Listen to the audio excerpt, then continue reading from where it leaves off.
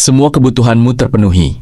Ada atap di atas kepalamu, ada makanan di mejamu, ada orang-orang yang menyayangimu, tapi tetap saja ada suara kecil di dalam kepalamu yang berbisik. Belum cukup.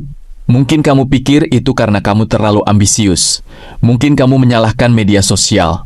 Mungkin kamu sudah mencoba bersyukur, menulis jurnal, bermeditasi, tapi suara itu tidak pernah benar-benar pergi. Tapi jawabannya jauh lebih dalam dari itu. Ini bukan tentang kepribadianmu. Ini bukan tentang kurangnya rasa syukur. Ini tentang sesuatu yang dibangun langsung ke dalam struktur otakmu jutaan tahun sebelum kamu lahir, dan memahaminya akan mengubah cara kamu melihat dirimu sendiri selamanya. Bayangkan nenek moyangmu berdiri di tepi hutan 100.000 tahun yang lalu. Ia baru saja makan, perutnya kenyang, ia aman untuk saat ini. Tidak ada predator yang terlihat, tidak ada ancaman yang nyata. Sekarang bayangkan dua versi dari nenek moyangmu itu. Versi pertama merasakan kepuasan penuh. Ia duduk, menikmati momen, dan berpikir bahwa segalanya sudah cukup. Versi kedua tetap gelisah meski sudah kenyang. Ia terus memindai, terus memikirkan musim dingin yang akan datang, terus bertanya-tanya apakah ada yang lebih baik di balik bukit berikutnya. Versi mana yang mewariskan gennya kepadamu? Psikolog evolusioner David Buss dari Universitas Texas telah mempelajari pertanyaan ini selama lebih dari 3 dekade. Ia menemukan bahwa kepuasan penuh adalah kemewahan evolusioner yang sangat berbahaya. Makhluk yang puas adalah makhluk yang berhenti berusaha. Dan makhluk yang berhenti berusaha adalah makhluk yang tidak bertahan. Otakmu tidak dirancang untuk bahagia. Otakmu dirancang untuk bertahan hidup. Dan dua hal itu sangat berbeda. Ada sebuah mekanisme di dalam otakmu yang para ilmuwan sebut sebagai hedonic treadmill atau treadmill hedonik. Istilah ini pertama kali diperkenalkan oleh psikolog Philip Brickman dan Donald Campbell pada tahun 1971. Idenya sederhana, tapi mengguncang banyak asumsi tentang kebahagiaan. Bayangkan sebuah treadmill. Kamu berjalan di atasnya. Kamu mempercepat langkah. Treadmill ikut mempercepat. Kamu berlari, treadmill ikut berlari. Tidak peduli seberapa keras kamu berusaha, kamu tidak pernah benar-benar maju ke depan. Kamu selalu kembali ke posisi yang sama. Begitulah cara otakmu memproses pencapaian. Kamu mendapatkan promosi pekerjaan yang sudah kamu impikan selama bertahun-tahun. Untuk beberapa minggu, hidupmu terasa berbeda, lebih ringan, lebih bermakna, lalu perlahan-lahan perasaan itu memudar. Dan standar barumu menjadi titik awal yang baru. Kamu kembali merasa bahwa ada sesuatu yang kurang. Brickman sendiri melakukan penelitian langsung tentang ini. Ia mewawancarai pemenang lotre besar dan orang-orang yang mengalami kelumpuhan akibat kecelakaan. Hasilnya mengejutkan dunia psikologi. Dalam jangka panjang, tingkat kebahagiaan kedua kelompok itu hampir tidak berbeda secara signifikan.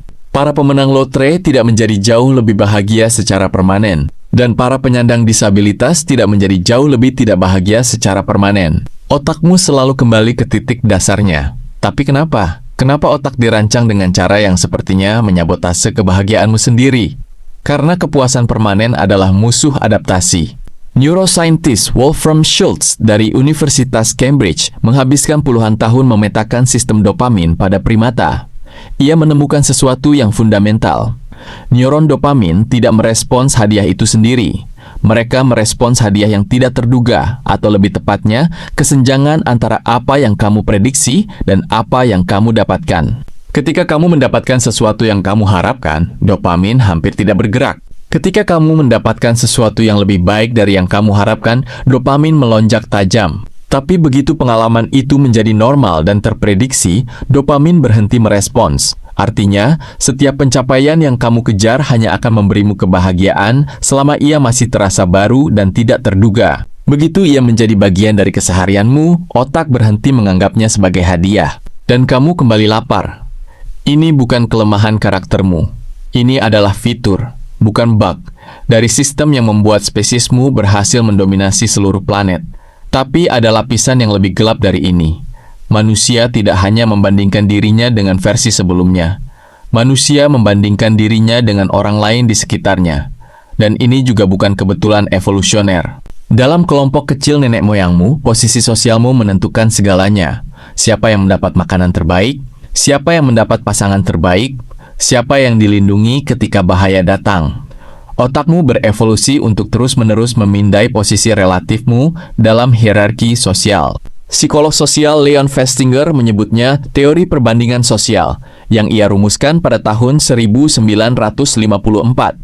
Manusia secara alami mengukur kemampuan dan pencapaiannya bukan secara absolut, melainkan secara relatif terhadap orang-orang di sekitarnya. Selama ratusan ribu tahun, kelompok sosialmu terdiri dari mungkin 100 hingga 200 orang. Kamu hanya perlu membandingkan dirimu dengan mereka. Itu sudah cukup informasi untuk otak menentukan posisimu. Sekarang, setiap pagi kamu membuka layar dan langsung dihadapkan dengan momen terbaik dari kehidupan jutaan orang sekaligus. Bukan kehidupan nyata mereka, bukan momen biasa mereka, bukan hari-hari sulit mereka, hanya puncak-puncak terbaik yang sudah dipilih, disunting, dan dipamerkan.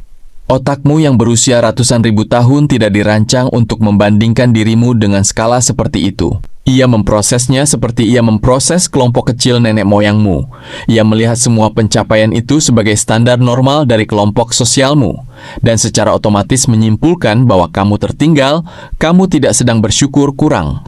Kamu sedang menggunakan perangkat keras otak yang berumur ratusan ribu tahun untuk memproses dunia yang baru ada 100 tahun. Jadi apa yang bisa dilakukan dengan semua ini? Langkah pertama adalah memahami bahwa suara yang berbisik belum cukup itu bukan kebenaran.